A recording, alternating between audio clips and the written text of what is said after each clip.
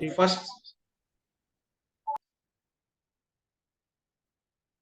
आज डिस्टरबेंस इतनी हो गई वो।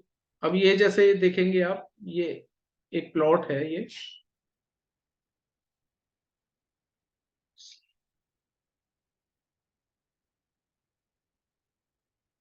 ये प्लॉट है आपका। और इस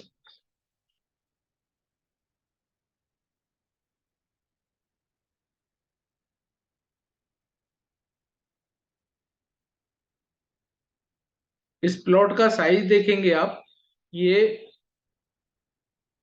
30 बाई 80 का प्लॉट है ये। तो इस ये टोटल प्लॉट एरिया जो 2400 स्क्वायर फीट है।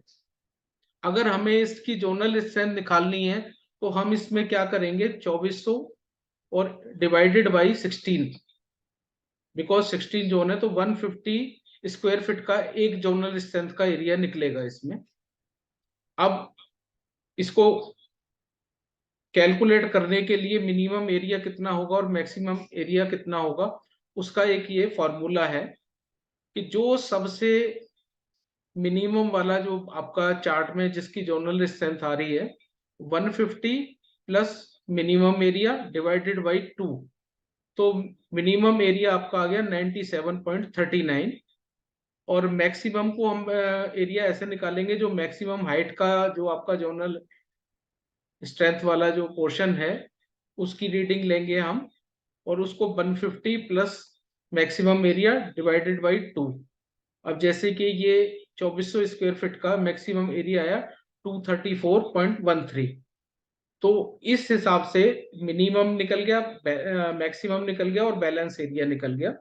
तो उस तरीके से हम 3 लाइनें खींच लेंगे इसमें, जैसे आप देख रहे हैं ये इसमें। ये अपर बैलेंस हो गई, ये लाइन ऑफ बैलेंस हो गया, लोअर बैलेंस हो गया। किसी के जोन के अंदर इम्बैलेंस कैसे आता है उसका फार्मूला ये है पता करने का, कि जिसकी जोनल स्ट्रेंथ ज्यादा है वो बड़ा हुआ एरिया है उसको भी बैलेंस करने की जरूरत है, और जो घटा हुआ है उसको भी बढ़ाने की जरूरत है। तब ये बैलेंस होगा, क्योंकि इम्बैलेंस होगा तो वो जोन प्रॉब्लम देगा आपको, चाहे वो बड़ा हुआ हो या घटा हुआ हो। तो अब आप ये देखिए, जैसे इसमें ऊपर वाले अगर देखेंगे आप,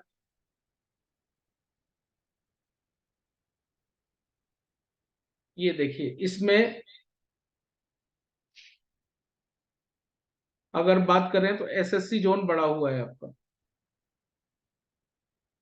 एसएससी वाला पार्ट जो है इसका बड़ा हुआ है। और साउथ वेस्ट छोटा है इसमें, वेस्ट छोटा है, नॉर्थ ईस्ट छोटा है इसमें, और एनएनई, इसको बैलेंस करने की जरूरत है। बैलेंस करने का क्या तरीका है वो हम लोग आगे डिस्कस करेंगे। फिलहाल अभी आप इतना समझ लीजिए कि इस पर्टिकुलर प्लॉट के अंदर इम्बैलेंस वाले ये जोन हैं जिनको ट्रीट करने की जरूरत है।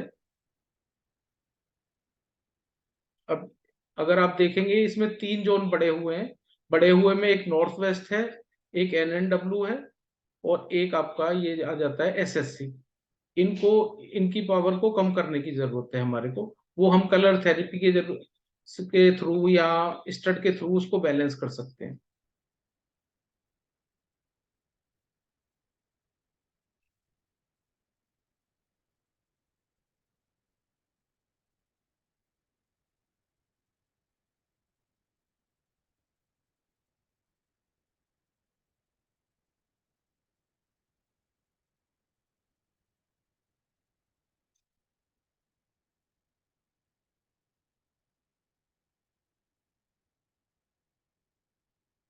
जी, ये क्लियर हो रहा है आपको? Yes sir. हाँ, जैसे हम बार बार बोलते हैं ना कि अगर कोई जोन इम्बैलेंस है तो उसको बैलेंस करो। तो इम्बैलेंस की कैलकुलेशन ये होती है कि अगर किसी जोन की पावर बढ़ी हुई है तो उसको कम करने की जरूरत है, जिसकी कम है उसको बढ़ाने की जरूरत है, जो ऑलरेडी बैलेंस है उसके लिए कुछ करने की जरूरत नहीं है।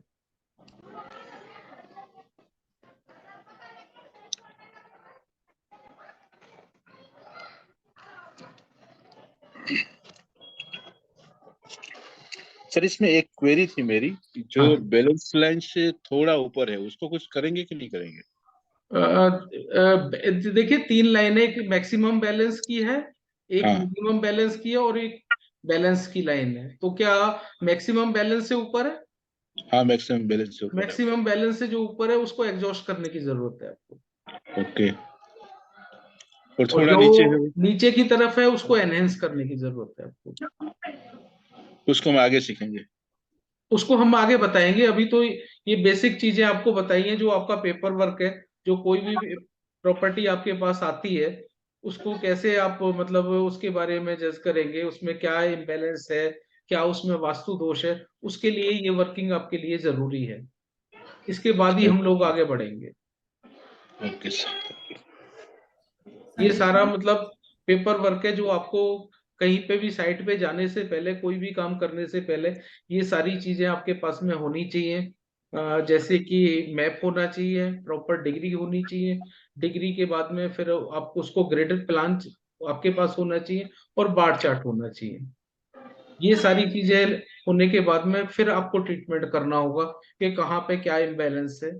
फिर आगे हम उस पे 5 एलिमेंट के बारे में भी डिस्कस करेंगे, 32 एंट्री पे भी करेंगे, 16 जोन के जो एट्रीब्यूट हैं, ऑब्जेक्ट हैं, एक्टिविटी, यूटिलिटी, उन सब के बारे में भी डिस्कस करेंगे कि किसका क्या इफेक्ट होता है।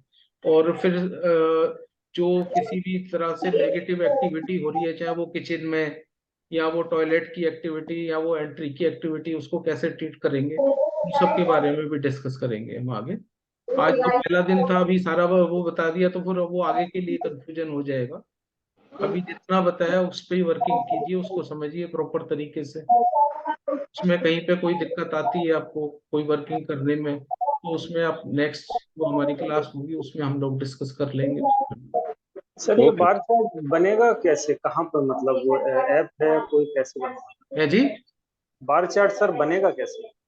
बार चार्ट मैंने आपको बताया ना, जैसे जो आपने ग्राफ एक तो इसका तरीका ये है, वो फार्मूला आता है, उसमें अपने एक्सेल शीट के अंदर उसमें लेंथ विड्थ डाल देंगे आप, और नोट्स की डिग्री डाल देंगे, तो वो बार चार्ट अपने आप तैयार हो जाता है। उसमें आपको कुछ नहीं सर, करने वो की कौन जरूरत सी नहीं ऐप होती। है, वो कहाँ से? सॉफ्टवेयर की भी सॉफ्ट कॉपी आपको मिल जाएगी।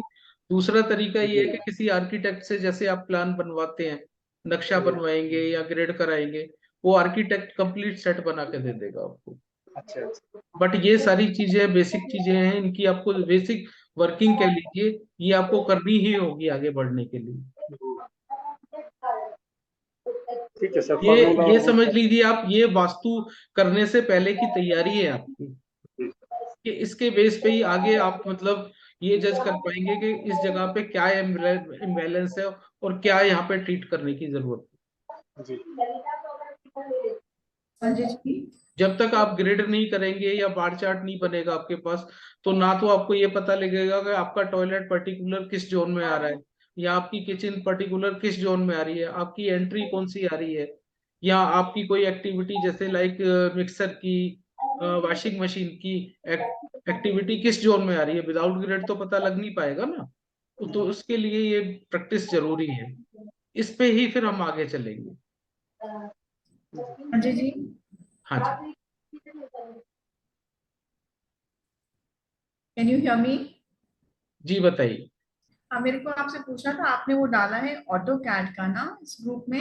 हाँ, ऑटो कैड का वो मेरी डॉटर है जी, वो आर्किटेक्ट है, वही अच्छा, कोर्स कराएगी इसका। क्योंकि मैंने 16 जोन तक तो निकालना सीख लिया एरिया। जी। अब मुझे देवतास का बार चार्ट सीखना था। तो वो तो कंप्लीट ही होगा जी, उसमें सब कुछ आपका एक तरह से जो अच्छा, सीख उसमें। रखा है वो रिवाइज हो जाएगा, बाकी आगे का आप सीख लोगे। हाँ, नहीं तो देवतास भी होएगा, मर्मस्थान भी होएगा। देवता भी होगा इसमें, और वो भी होगा, प्रकृति मर्मा चार्ट भी होगा, पॉइंट। वात पित्त कफ वाला, और अच्छा। बाकी ग्रिड भी होगा। ओके। मरमा में कोई कंफ्यूजन है तो मरमा भी बता देंगे। मर्मा ओके, उसके ऊपर पूरा करने के वर्मा लिए। का तो हम इसी कोर्स में ही बता देंगे आपको, कि किस तरह से वो 9x9 के वो स्क्वायर हाँ, बनाने के बाद मैंने में भी तो। कौन सी बॉक्स से लाइन खींची। उसमें तो सिंपल 6 लाइनें खींचनी होती है मरमा के लिए आपको। मैनुअली तो मैं कर लेती हूँ, लेकिन ऑटो कैड में। हाँ, वो 9x9 के जो 81 पद होते हैं, उसके हाँ। अकॉर्डिंग ही सारी कैलकुलेशन उसमें निकल आती है जी। ठीक वो तो इसी में ही कवर कर देंगे हम।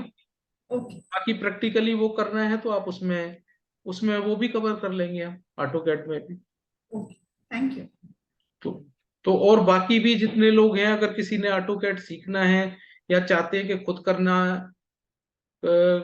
सीखना चाहिए तो वो सीख सकते हैं। अभी तो हमने इसके साथ साथ ही कोर्स लॉन्च कर दिया है, उसमें आप चाहें तो अपना रजिस्ट्रेशन करा सकते हो। बाकी आज की रिकॉर्डिंग नहीं हो पाई है, रिकॉर्डिंग भी पार्ट में हुई है, तो वो शायद डालना पॉसिबल नहीं होगा। आगे से कोशिश करेंगे सारा। आज एक्चुअली बीच में 3 बार लाइट ट्रिप कर गई, तो वो प्रॉब्लम हो गई अचानक से, बार बार वो सीक्वेंस टूट जाता है।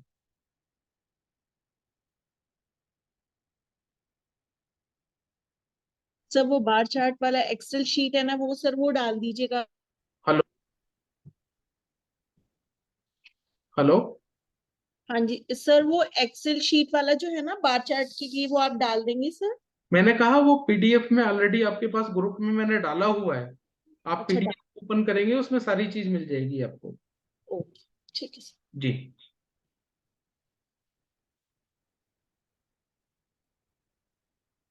ठीक है जी, फिर आज के लिए कंप्लीट करते हैं, नेक्स्ट संडे मिलते हैं।